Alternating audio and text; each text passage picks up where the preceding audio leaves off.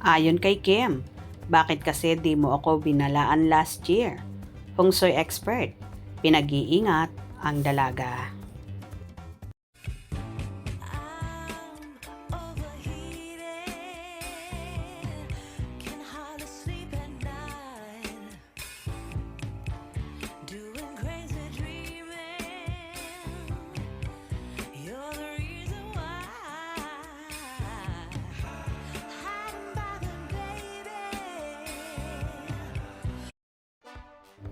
Naging kaugalian na ni Kim Chiu na bisitahin ang kanyang paboritong manghuhula o Feng Shui expert upang humingi ng guidance sa kanyang kapalaran sa showbiz.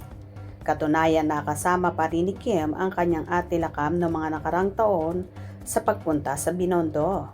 Ngayong Year of the Fire Horse, binalikan ni Kim ang nasabing Feng Shui expert sa kanyang vlog. Inirango naman ng manghuhulang kapalaran ng actress sa 2026.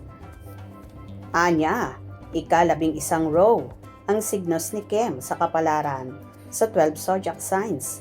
This year o pangalawa sa unauspicious. Gayunpaman, may swerte pa rin daw na naghihintay sa TV host actress. Dagdag pa niya, kailangan lang daw ng iba yung pag-iingat nito sa kasalukuyang taon. Pag narinig nyo yung mababa, yung ranking nyo for this year, dapat nyo lang i-times 2, i-times 3 yung alertness and awareness natin. Yun lang naman yung purpose nun eh. Sabi ko nga, maximize the positive stars. Ayon sa Feng Shui Master. Say pa niya, kahit daw ipinanganak sa Year of the Horse si Kim, ay hindi nangangahulugang labis na papalo ang kapalaran nito.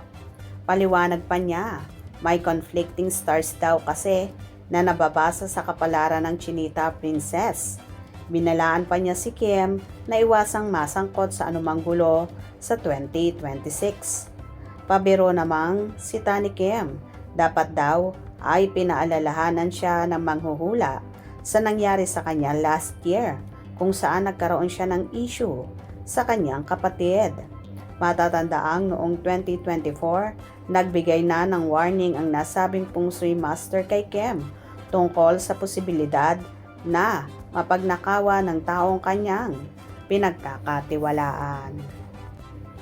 Hindi nga akalain ni Kimi na mangyayari sa kanyang naging hula sa kanya last year kung saan kasama niya pa si Ate Lakam at di niya rin niya ina-expect na mismong kapatid niya pa ang gagawa nito sa kanya. Kaya naman, lesson learned na raw ito kay Chinita Princess, lalo pat may mga babala sa kanya na kailangan niyang maging alerto at maging maingat.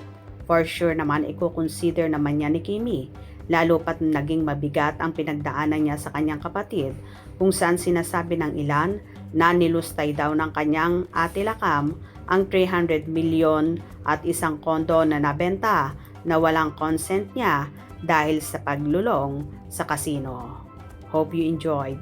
Please subscribe for more info.